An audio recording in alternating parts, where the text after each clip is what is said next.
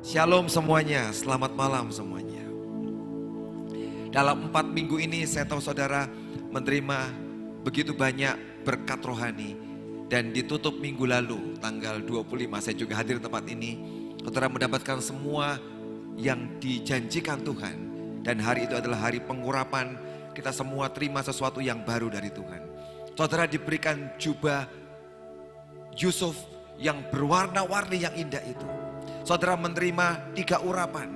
Urapan dari Yehuda, urapan dari Isakar, dari Sebulon diberikan buat kita.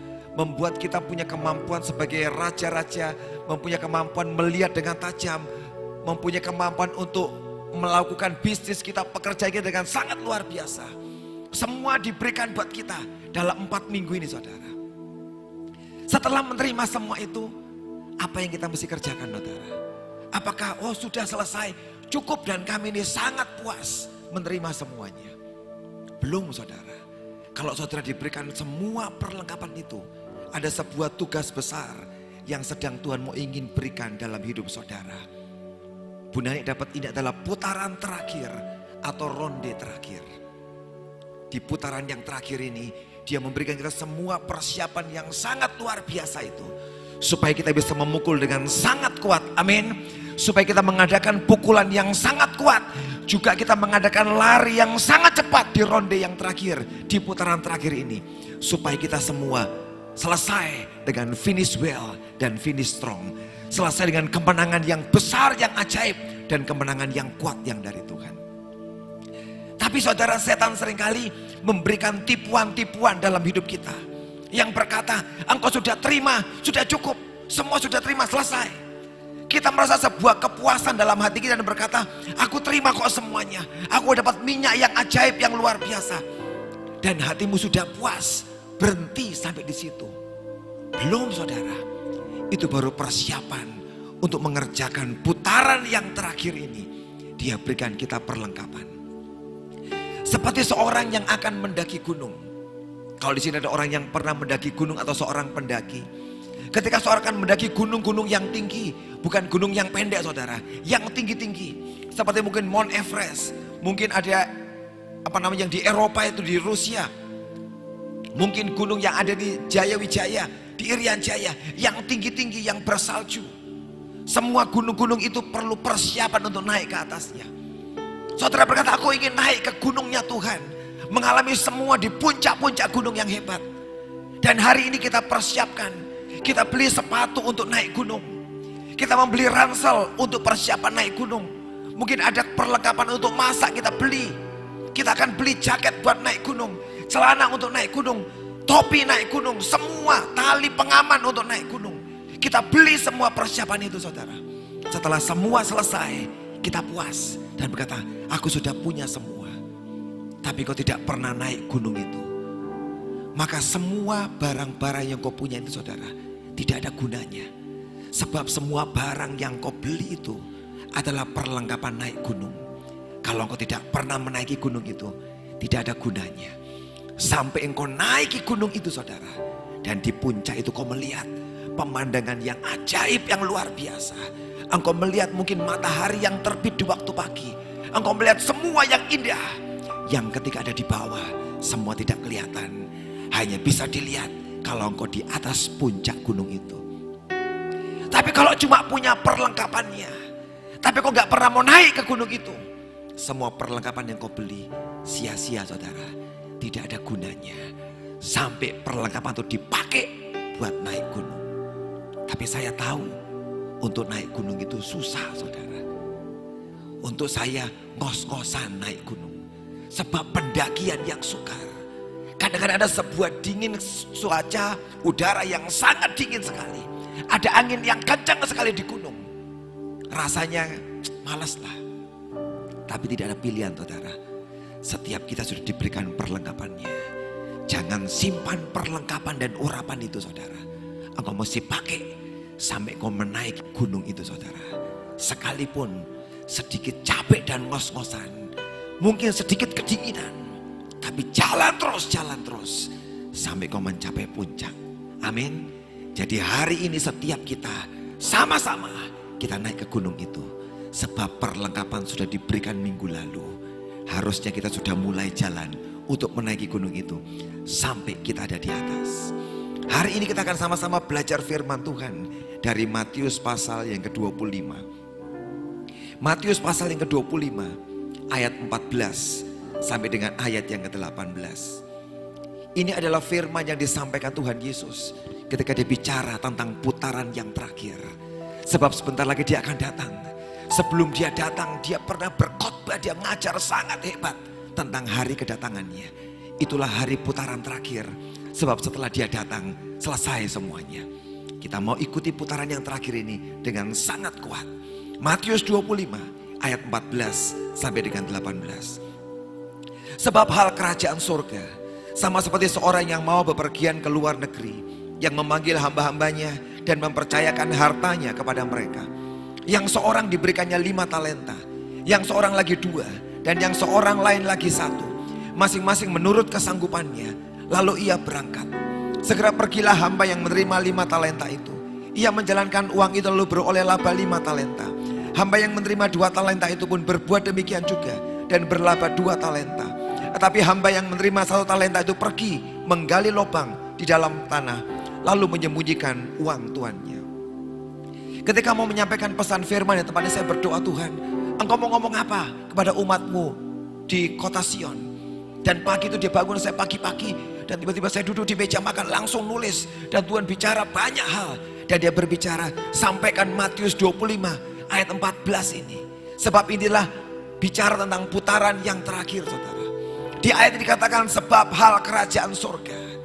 Dalam hari-hari ini, dalam putaran yang terakhir ini, saudara, yang harus kita bicarakan adalah tentang satu pokok yang sangat penting, yaitu tentang hal kerajaan surga. Tuhan sedang hari ini sedang punya bisnis, sedang punya urusan, sedang punya pekerjaan tentang kerajaannya, saudara. Bukan kerajaan kita, bukan masalah kita, bukan kepentingan kita. Tapi hari-hari ini dia sedang berbicara, ini adalah hal kerajaan surga. Ketika bicara tentang hal kerajaan, saudara, itu bicara tentang sesuatu yang besar, yang ajaib, yang sangat luar biasa. Bisakah saudara ini menangkap dalam hatimu? Hari-hari ini kita sedang berbicara mengenai kerajaan, sedang bicara mengenai kerajaan. Kalau hari ini saudara sedang bicara mengenai kerajaan, kita tahu ada raja yang bersama dengan kita, amin. Dan dia sedang membicarakan, sedang mempercayakan semua hal-hal kerajaannya kepada kita. Bisakah saudara ini menangkap? Ini perkara yang ajaib, perkara yang besar. Masalah pengurapan yang kita terima, pengurapan Yusuf. Dia bicara ini adalah masalah kerajaan, saudara, amin. Jangan pandang sebagai hal yang kecil, yang biasa. Hal kerajaan surga. Kalau bicara mengenai yang dari Tuhan yang besar, maka diperlukan sebuah kualitas yang harus kita punya dalam hidup kita untuk mengerjakan apa yang dari surga itu, saudara. Perlu sebuah kualitas. Tapi jujur kita harus mengakui, kualitas kita ini gak ada yang nyampe, saudara. Kalau kita mau bandingkan, compare dengan apa yang Tuhan inginkan buat kita kerjakan, harus diakui dengan jujur.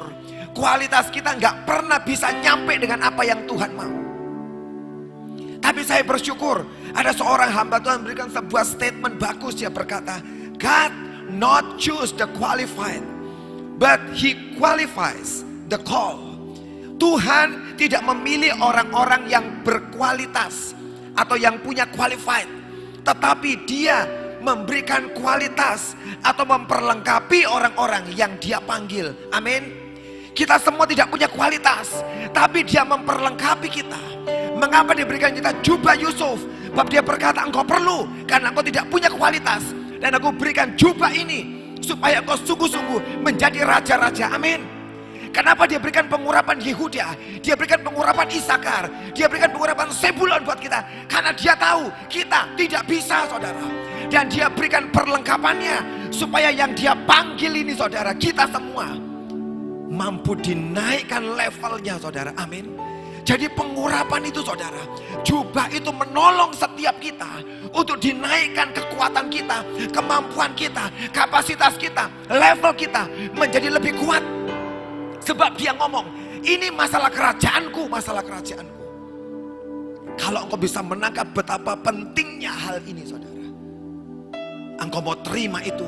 Dan kita sedang sungguh-sungguh sangat serius pada hari ini untuk menerima apa yang dia berikan di dalam kehidupan kita. Setelah dia ngomong ini hal kerajaan, dikatakan dia seperti seorang yang mau pergi ke luar negeri. Dan dia panggil hamba-hambanya dan percayakan hartanya kepada mereka. Pimpinan itu, bos itu, Tuhan itu satu kali dia mau pergi dan dia panggil hamba-hambanya saudara. Saudara pikir dia cuma punya hamba 3? Tidak saudara. Tuhan ini, Tuhan yang punya begitu banyak hamba, bisa ratusan hambanya. Tapi dari yang ratusan itu saudara, dia cuma panggil 3. Dia panggil 3. Kalau hari ini saudara dan saya dari ratusan bahkan ribuan, dia panggil kita. Artinya dia mau percayakan sesuatu buat kita. Amin. Sadarkah saudara, kalau engkau ada pada hari ini dalam kelompok ini, engkau sedang dipanggil oleh Tuhanmu. Untuk apa saudara? Untuk dia percayakan sesuatu. Kita adalah orang-orang yang dipilih saudara. Kita ini orang-orang dipilih oleh Tuhan. Dari sekian ribu, sekian ratus mungkin orang, kita yang terpilih. Tapi ada hal yang berbahaya dalam sebuah pilihan itu saudara. Sebab tidak selama-lamanya kita dipilih. Sebab kita ini bisa tergantikan. Kita ini bisa tergantikan. Kalau engkau tidak bisa mengerjakan apa yang Tuhanmu mau, tiba-tiba dia bisa pilih yang lain menggantikan kedudukan kita. Itulah saat yang paling menyedihkan saudara. Kalau Tuhan itu berkata, engkau sudah tidak qualified lagi bersama dengan aku. Dan aku pilih yang lain, aku suka yang lain. Itu hal yang sangat menyedihkan. Sebab engkau didiskualifikasi, dikeluarkan dari pilihannya. Saul pernah didiskualifikasi oleh Tuhan. Dia dikeluarkan. Dia pernah dipilih. Tapi dia pernah didiskualifikasi. Dan digantikan oleh Daud. Kalau hari ini kita dipilih saudara, biar pegang pilihan itu dengan sangat kuat. Supaya kita tetap bersama dengan dia. Dan tidak ada yang tergantikan. Bagaimana supaya kita tidak tergantikan saudara? Kita harus punya roh yang up to date. Yang selalu diperbarui saudara. Roh yang diperbarui selalu up to date. Setiap kali Tuhan mau, dia berhendak sesuatu, dia melihat kita siap sedia saudara, amin. Setiap kali dia cari orang-orang yang dia mau pakai, dia menemui aku orangnya Tuhan. Ini kami Tuhan, Hineni, here I am, ini aku Tuhan. Kalau setiap kali kita up to date hidup kita bersama dengan Tuhan, kita tidak akan pernah dibuang, diskualifikasi saudara. Tapi banyak anak-anak Tuhan yang kondisinya seperti pribadi atau barang yang kadaluarsa. Tahu barang kadaluarsa? Oh itu makanan masih bagus mungkin saudara. Di dalam kaleng yang bagus. Di dalam kemasan yang sangat bagus. Tapi tanggalnya sudah berkata tahun 2019. Maka barang itu sebagus apa, seindah apa, tidak ada yang mau menyentuh barang itu lagi. Ya kan? Kenapa saudara? Kadaluarsa.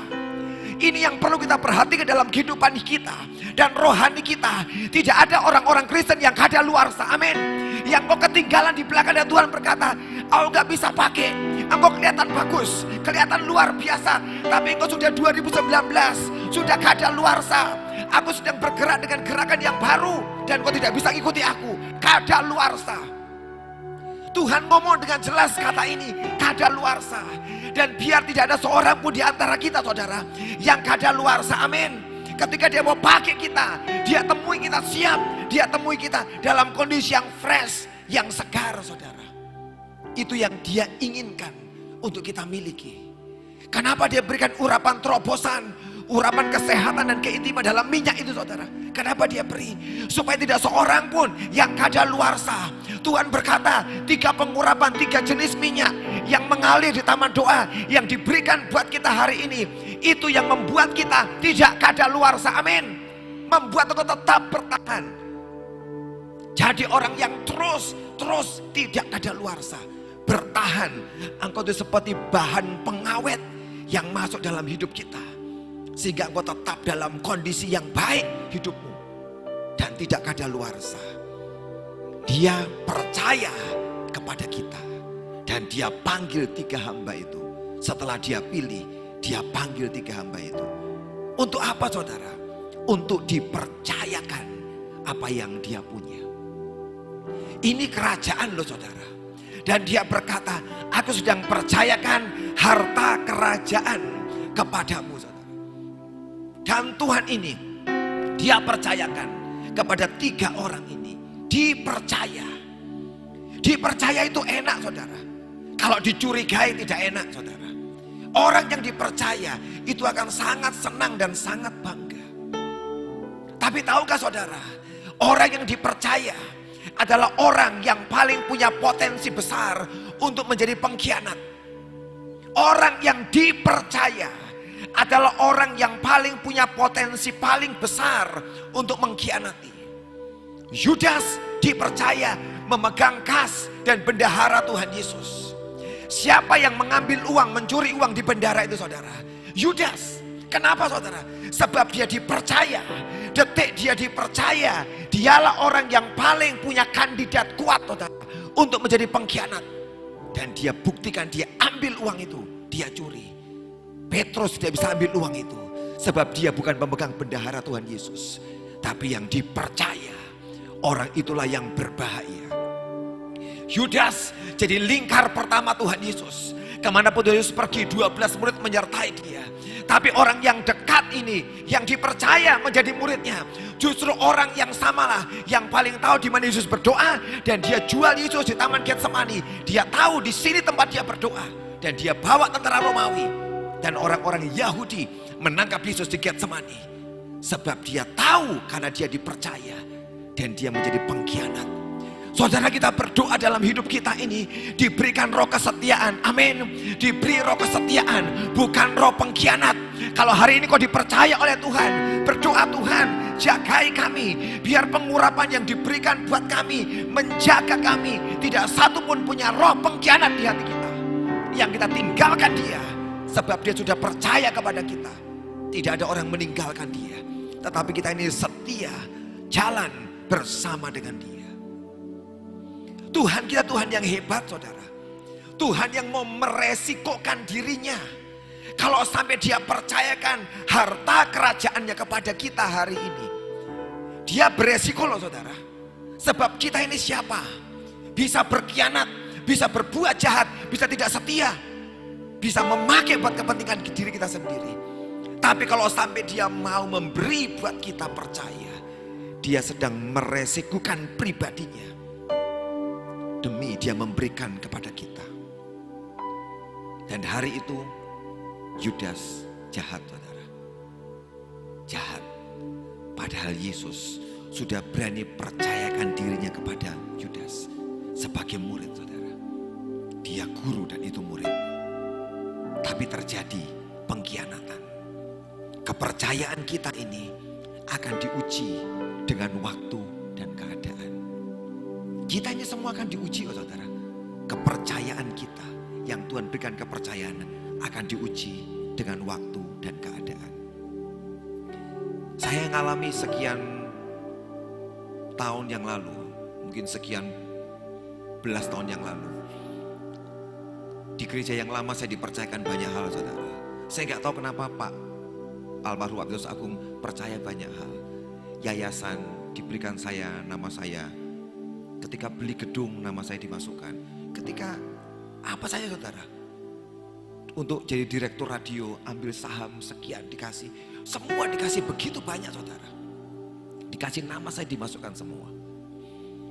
Dan beliau percaya bahwa saya ini bukan seorang pengkhianat. Tapi saya mau jujur, waktu dan keadaan menguji kita saudara. Apakah benar engkau bukan pengkhianat? Apakah engkau benar bisa dipercaya? Dan terjadi saudara, ketika saya mesti resign dari gereja yang lama, saya tahu semua yang tinggal takut sama saya. Karena mereka tahu saya pegang dan punya banyak hal di tangan saya. Dan mereka berkata, ini orang keluar bahaya. Dia akan ambil semua aset kita. Karena dia punya hak nama saya semua. Tapi hari itu saya buktikan, saya bukan pengkhianat dan orang jahat. Saya pernah dipercaya. Ketika saya meninggalkan resign dari gereja itu, saya ke notaris tanda tangan semua. Saya kembalikan. Saya tidak ambil 1 sen pun, saudara. 1 hal pun, 1 barang pun. Saya keluar dengan 0. Saya mau berkata, Tuhan, ini bukan pengkhianat. Kalau aku pernah dipercaya, tiba saatnya melepas. Aku lepaskan semua dan aku tidak ambil 1 pun. Setiap kita pun akan diuji, saudara, tentang kepercayaannya kepada kita. Apakah engkau sungguh hamba yang bisa dipercaya? Atau hamba yang tidak bisa dipercaya? Hamba yang jahat? Apakah engkau jadi hamba yang baik? Atau hamba yang jahat? 3 orang hamba dia panggil, saudara. Dan Alkitab berkata ayat 15, masing-masing diberikan menurut kesanggupan mereka. Masing-masing dibagi 3 orang hamba ini menurut kesanggupan mereka. Kita ini sok tahu, sok pinter, dan sok mampu, saudara. Dibagi 5, 2, dan 1. Kita seringkali berkata, beri aku banyak, karena aku ini bisa dipercaya. Beri aku banyak, karena aku ini sanggup mengerjakannya. Enggak, saudara. Seringkali kita enggak sanggup mengerjakan kok. Sebab tugas Tuhan terlalu besar, terlalu hebat. Kalau kita merasa mampu, sanggup, kita akan hancur, saudara. Sebab penugasan yang dari kerajaan itu terlalu besar, saudara. Tapi jujur, semua kita ini seringkali merasa aku bisa, aku mampu. Kita enggak mampu kok, saudara. Kita enggak bisa, saudara. Kalau bukan Tuhan berikan perlengkapan buat kita kan enggak bisa. Dan kita enggak sanggup, saudara. Tuhan tahu dan dia berkata, aku bagikan pada mereka sesuai dengan kemampuan mereka. Kalau mereka bisa setia dalam perkara yang kecil, aku akan percayakan perkara yang besar pada mereka. Jadi setiap kita sudah ditakar oleh Tuhan, dan dia yang paling tahu ukuran hidup kita. Amin. Kita enggak tahu kekuatan kita, Tuhan tahu. Kita enggak tahu kesanggupan kita, Tuhan tahu. Dan dia beri menurut kapasitasnya. Dari perkara kecil, kalau bisa dipercaya, nanti diberikan perkara yang besar. Kenapa dia beri dari yang kecil, saudara? Untuk melatih kesanggupan kita. Apakah engkau ini sungguh sanggup menerima perkara yang ini mengerjakan dengan sungguh-sungguh, dengan setia, atau kau gak bisa mengerjakan dengan sungguh-sungguh? Kalau engkau bisa dipercaya dalam perkara yang kecil ini, engkau akan dipercaya yang besar. Amin. Tapi Tuhan sedang memandang, setiap kita dipandang. Kalau aku beri perkara kecil ini, maukah dia serius mengerjakan dengan sungguh-sungguh? Ada banyak orang yang diberi perkara kecil, setelah bertahun-tahun tetap kecil perkaranya, gak pernah berubah. Kenapa, saudara? Sebab Tuhan melihat orang ini gak mau berubah, gak bisa dididik, gak bisa diajar, dan tidak pernah berubah. Tapi kalau orang itu diberi perkara kecil dan dia mau setia di sana, dia akan memberikan yang besar kepada orang itu, mempercayakan kepada orang itu perkara yang besar. Jadi ini masalah adalah, maukah kita dilatih Tuhan? Maukah kita ini ditraining oleh Tuhan? Yang lulus training akan diangkat dan dibawa naik oleh Tuhan, dipercayakan perkara-perkara yang besar. Amin. Tahun lalu dan tahun ini saya mengucap syukur pada Tuhan. Ada sebuah tanda yang hebat yang Tuhan berikan di tengah-tengah kami, saudara. Tahun lalu saya itu diberi sebuah kaki dian dari Israel, lumayan gede, saudara. Ya, saya diberi gratis, saya nggak bayar. Kalau saya beli yang kecil-kecil biasanya, yang murah, $10, $5 tak beli, saudara. Tapi ini gede banget, $500. Itu lumayan 7,5 juta, mahal, saudara. Wong cuma segini, segitu. Jadi saya nggak pernah beli. Tapi ada orang yang memberi saya, diberi senang, saudara, bahagia. Terus tahun ini ke Israel lagi, diberi lagi tabut, saudara, gede banget. Saya senang diberi tabut, cuma senang tok, saudara. Sampai satu hari Tuhan bicara pada saya, kenapa aku beri 2 tanda itu? Ini sebuah sign. Setelah engkau ikut aku dan melayani aku 4 tahun, 3 tahun di gereja yang baru ini, aku berikan tanda buat kamu, kaki dian. Aku mau berkata bahwa rohku tinggal di tengah-tengahmu. Karena itu lambang roh Tuhan, 7 roh Tuhan, kaki dian. Dan aku mau apiku ada di tengah-tengahmu. Tapi yang kedua, di tahun ini aku berikan kamu tabut perjanjian. Aku mau berkata, aku punya covenant perjanjian yang kuat dengan gerejamu. Setelah 3 tahun baru dia ngomong, dia beri tanda. Saya tahu dia tunggu, saudara.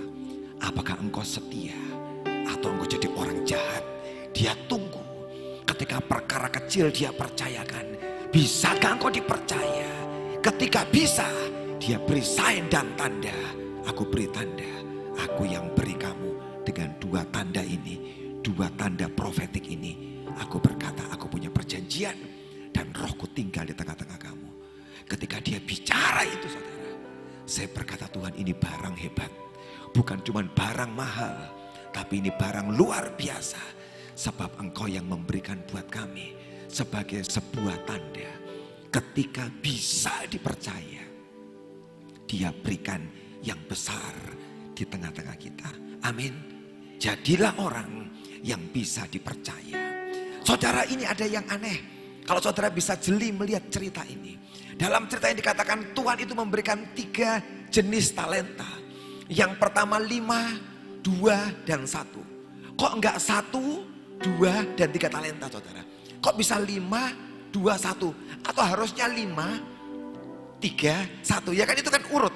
Ini aneh loh, 5, 2, 1. Ketika saya belajar firman ini, Tuhan menjelaskan ini ada sesuatu spesial dalam kenapa kok 5, 2, dan 1. Saya bilang, Tuhan ajarin apa Tuhan? Kita akan sama-sama belajar. Dari yang pertama dulu, 1 talenta, saudara. Bagus, tahun ini, nanti September ini, saudara. Dalam kalender Yahudi akan pindah jadi P Alef atau P Ehad. Itu adalah tahun 5781. Itu kata 1 di belakangnya. P itu mulut, saudara. 1. Jadi nanti tahun pergantian tahun 18, 19, 20 September. Tuhan tuh mau ngomong, saudara. Biar yang ngomong mulutnya cuma mulut Tuhan. 1 itu Tuhan. 1 Tuhan. Bagian kita 1 juga unity dengan dia. Kita tidak usah banyak ngomong. Tidak usah punya pendapat. Tidak usah masukkan pendapat kita. P Alef, mulut yang 1, mulut yang ilahi, yang Tuhan. Dan kita dengarkan dia saja. Amin. 1 lambang dari Tuhan. Unity, oneness, 1, saudara. Dia berkata dia serahkan 1 talenta, saudara. Tuhan mau ngomong, engkau tidak mampu mengerjakan talenta ini. Ini talenta terlalu besar dan terlalu mahal. Sekalipun cuma 1 loh, saudara. Dan dia berkata 1 artinya unity. Kalau engkau terima 1 talenta, kalau engkau mau unity 1 dengan aku, maka aku yang mengerjakan buat kamu. Sehingga 1 talenta yang kau punya ini, sebab bersama dengan aku, sepakat bersama dengan aku, nanti yang 1 ini bisa menjadi 2. Seharusnya rencana Tuhan yang sempurna buat hamba yang terima 1 talenta. Dia berkata 1 dengan aku, unity dengan aku. Nanti yang 1 bisa menjadi 2. Karena aku yang bekerja menolong kamu menyelesaikan yang 1 ini, saudara. Itu kata yang pertama, saudara.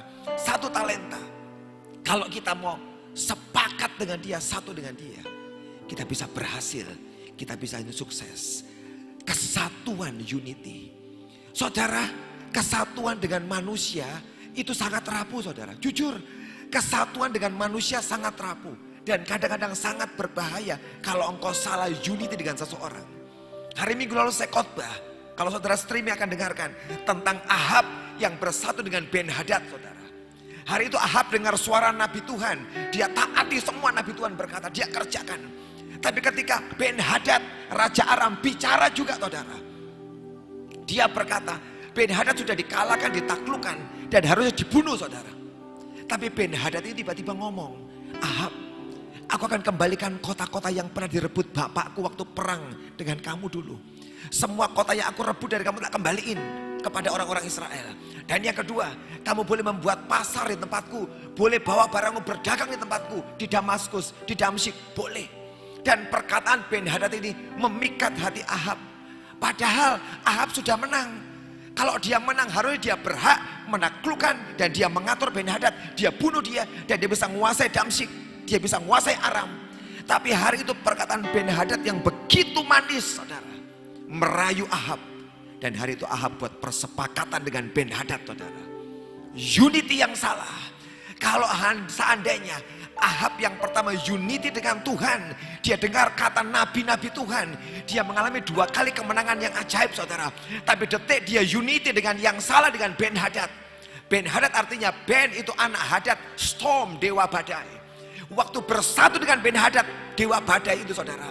Hari itu ada badai yang besar menghantam hidup Ahab saudara. Unity yang salah. Kalau engkau pengen unity saudara, satu dengan Tuhan, amin. Engkau akan bisa mengerjakan apapun. Kalau Allah di pihak kita, siapakah menjadi lawan kita, amin. Kesatuan unity yang ajaib. Bisa mengembangkan semua talenta yang dalam hidup kita. Kalau bersatu dengan Tuhan. Dan dia berkata, aku serahkan 1 talenta. Artinya Tuhan di sana menyertai kita, bisa mengembangkannya. Diberi 2 talenta untuk hamba yang kedua saudara. 2 apa artinya? Pair, berpasangan saudara. Ingat Yesus pernah berkata, aku pakaikan kuk di pundakmu saudara. Supaya engkau dan aku bisa berjalan bersama.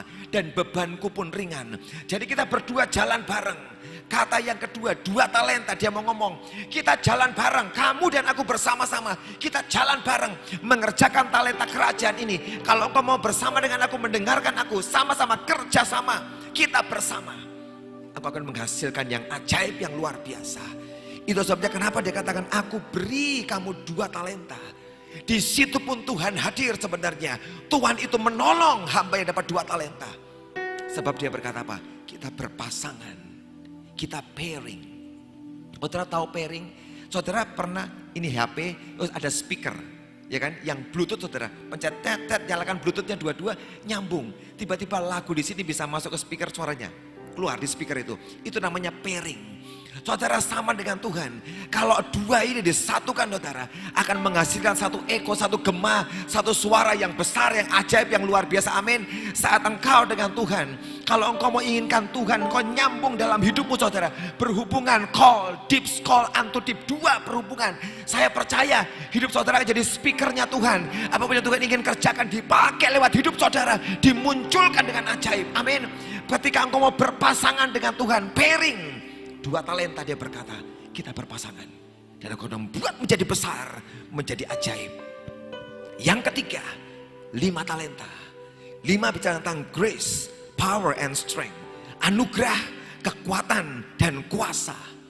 Dia berkata, kalau aku beri 5 talenta, artinya anugerahku cukup bagimu. Mengembangkan yang 5 itu menjadi 10. Di 3 jenis banyaknya talenta ini saudara. Tuhan mau berkata, aku percayakan kepadamu, tapi aku tidak pernah tinggalkan kamu. Aku Tuhan tetap menyertai engkau. Amin. Di akhir zaman ini saudara, kerajaan itu sepertinya mungkin kita di dunia dan dia di surga.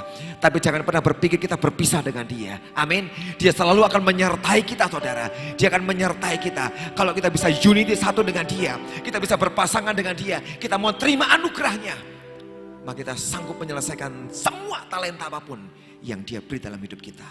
Sebab bukan kekuatan kita, tapi kekuatannya yang dia turunkan di dalam kehidupan kita. Amin.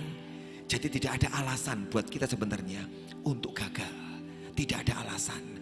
Sebab yang dari Tuhan ini dimasukkan dalam hidup kita. Huruf 5 grace atau kapes dalam bahasa Ibrani. Kata itu saudara, huruf Ibrani adalah he atau hembusan Tuhan. Angka 5 ini kalau dibahasakan dalam hurufnya adalah huruf H, yaitu he. Itu artinya apa? Hembusan Tuhan. Ketika dia serahkan 5 talenta kepada kita saudara, ada hembusan Tuhan di sana yang menghidupkan 5 talenta itu menjadi 10. Dan dia berkata, hamba yang baik dan hamba yang setia. Waktu saya belajar itu Tuhan, engkau tuh hebat ya. Betul, Tuhan percayakan pada hambanya.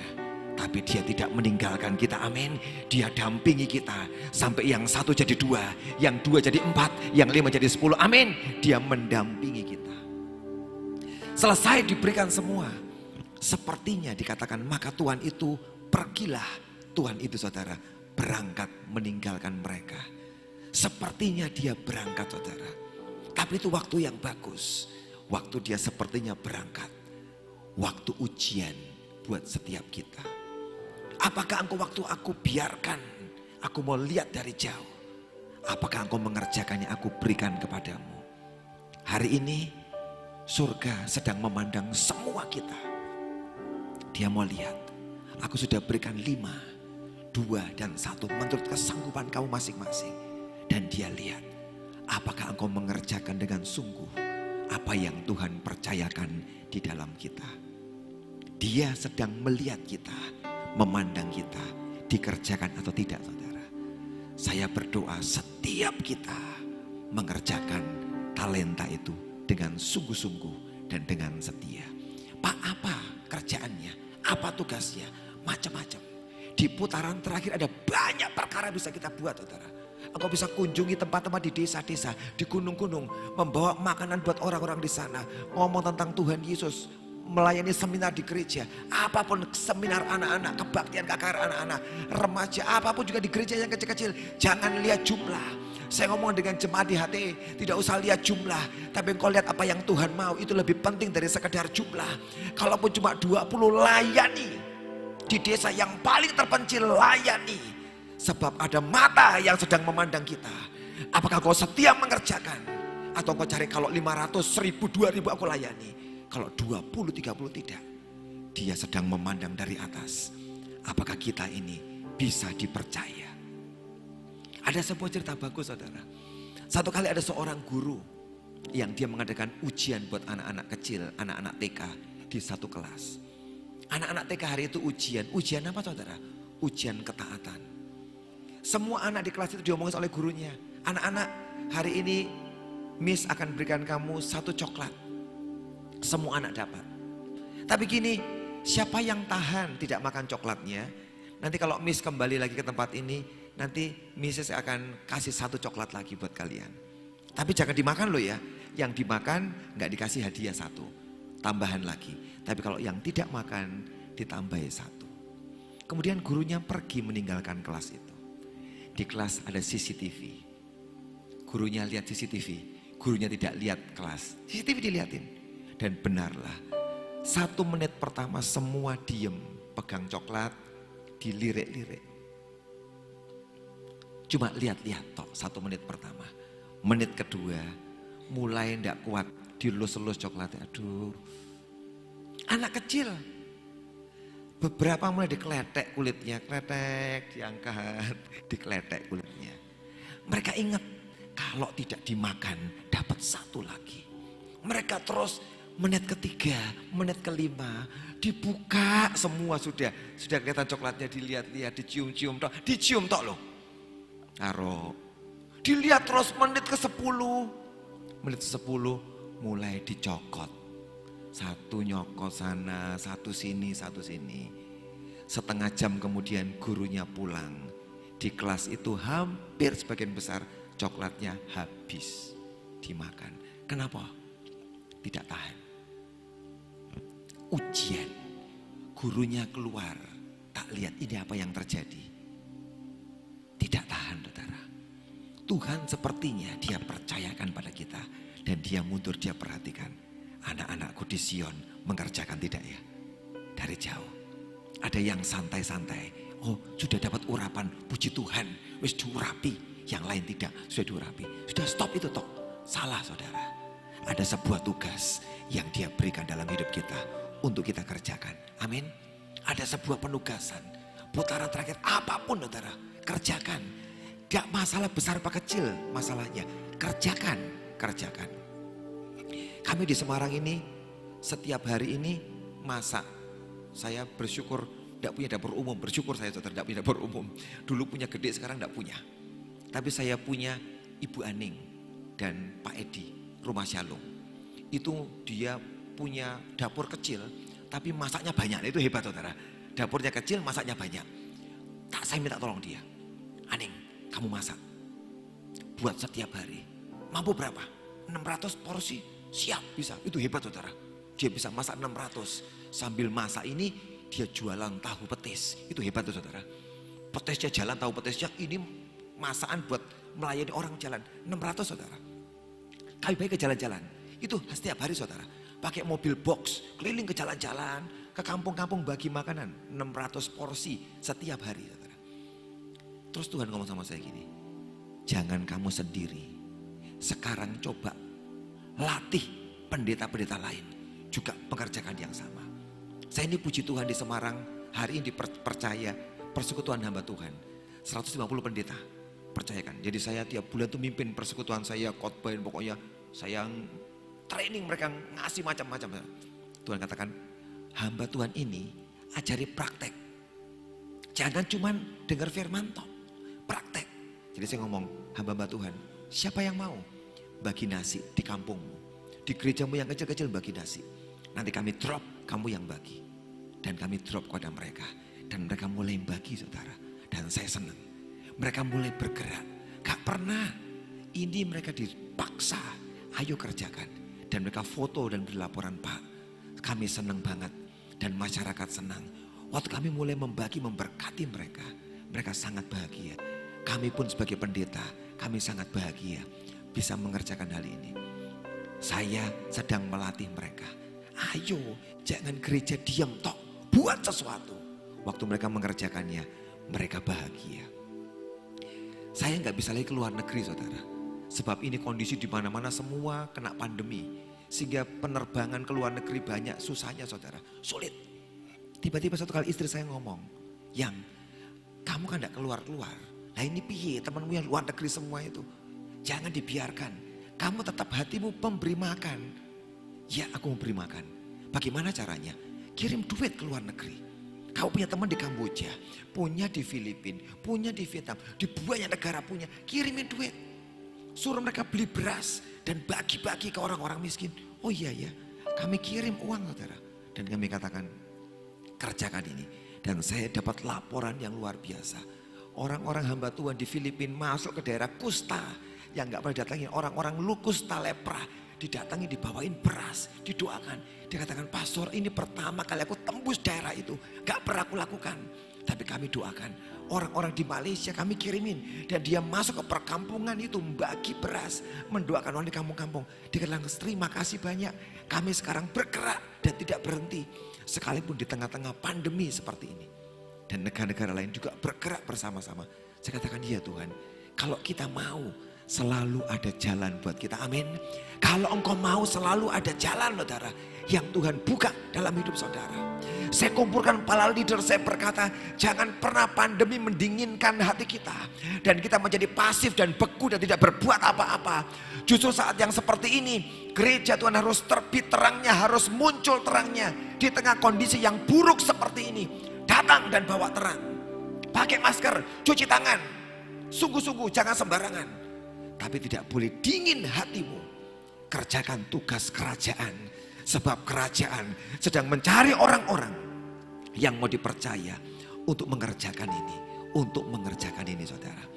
Disinilah Tuhan sedang lihat sebuah sikap hati kita. Amin. 3 hamba ini saudara. Dipandang Tuhan, dilihat sikap hati mereka. Kalau mereka mau mengerjakan dengan serius, dengan sungguh-sungguh, maka membuat mereka akan berkembang dan next level. Kalau mereka mau mengerjakan dengan setia, 5, 2, dan 1 ini, mereka akan dibawa next level. Dari hamba yang gak punya hak atas uang itu saudara, talenta itu. Satu kali mereka diangkat menjadi teman kongsi dagang, rekan sekerja dari sang raja, sang tuan itu. Amin. Mau dinaikin levelnya saudara. Bagaimana caranya? Dites. Dikasih pinjaman dulu, 5, 2, 1. Bisa gak kerjain? Kalau sampai kau sukses berhasil, engkau bukan hamba tapi teman sekerja dengan aku. Itu ujian saudara. Tapi perlu sebuah sikap hati yang benar. Untuk bisa mendapatkan yang besar. Diangkat, dinaikkan ini saudara. Dinaikkan oleh Tuhan. Saya tahu setiap kita pengen diangkat jadikan next level. Diangkat oleh Tuhan. Gak ada cara lain. Kita mesti menjaga sikap hati kita. Sikap hati kita dengan bagus saudara. Sikap hati yang salah membuat kita gagal saudara. 3 dari hamba itu. 1, punya sikap hati yang tidak bagus saudara. Di ayat yang ke-26, kita bisa di pasal yang sama, Matius 25 ayat 26.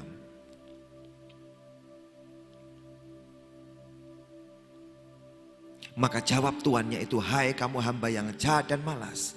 Jadi kamu sudah tahu bahwa aku menuai di tempat di mana aku tidak menabur dan memungut dari tempat di mana aku tidak menanam. Karena sudahlah seharusnya uang itu kau berikan kepada orang yang menjalankan uang, supaya sekembaliku aku menerimanya serta dengan bunganya. Orang yang dapat 1 talenta ini punya sebuah sikap hati yang jahat. Alkitab berkata kamu jahat dan kamu malas. Itu sikap hatimu. Ini 2 hal yang diomongin dengan jelas ini, jahat dan malas. Inilah yang jadi peringatan buat semua kita saudara. Jangan terjebak di 2 kesalahan ini. Jelas dikatakan engkau hamba yang jahat dan malas. Yang membuat semua yang dia punya diambil. Jahat dan malas. Kita jangan malas saudara hari ini. Hari ini saya tuh maksa diri saya supaya tidak malas saudara. Betul. Saya ngomong sama teman-teman, ayo cari ke desa-desa. Buat seminar. Buat apa? Aku datang. Saya tidak mau malas. Loh saudara, tinggal di Semarang nyaman, enak saudara. Tidak usah kemana-mana wes enak. Tapi kalau saya berbuat seperti itu, saya sedang malas. Kalau saya tidak mau melakukan, saya jahat. Dan saya berkata, Tuhan, jangan jadikan aku hamba yang jahat dan malas. Jadikan aku hamba yang baik dan hamba yang setia. Amin. Baik dan setia. Biar setiap kita jadi yang seperti itu. Tuhan itu ngomong di ayat yang ke-26. Hai kamu hamba yang jahat dan malas. Jadi kamu sudah tahu bahwa aku menuai di tempat di mana aku tidak menabur. Memungut di tempat di mana aku tidak menanam. Kamu tahu. Aku tuh pengennya apa? Kamu tahu. Loh saudara, hamba yang jahat itu tahu enggak tuannya pengen apa? Tahu. Cuma dia jahat dan malas. Kita kalau tahu kehendak Tuhan kita, jangan malas. Mari kita kerjakan dengan sungguh-sungguh, dengan serius. Amin. Jangan jadi hamba yang jahat dan jadi hamba yang malas. Kerjakan dengan sungguh-sungguh. Kalau dia temui kita setia, dia akan menambahkan hidup kita lagi dengan hal yang lebih lagi. Amin. Dia akan tambahkan lagi, ditambahi.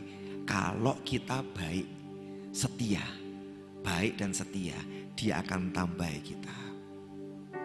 Hari-hari ini kami alami mujizat di Semarang, saudara. Karena hari ini kami lagi bangun gedung dengan tanah 2.500 meter. Tidak gede saudara, cuma 2.500. Pengennya ya gede saudara, tapi dapat 2.500. Tapi kami ini bangun sekitar 3-4 tingkat saudara. Jadi kalau dihitung mungkin sekitar 8.000-an atau hampir 9.000 meter saudara. Total bangunannya nanti 4 tingkat. Rumah Shalom 3 tingkat.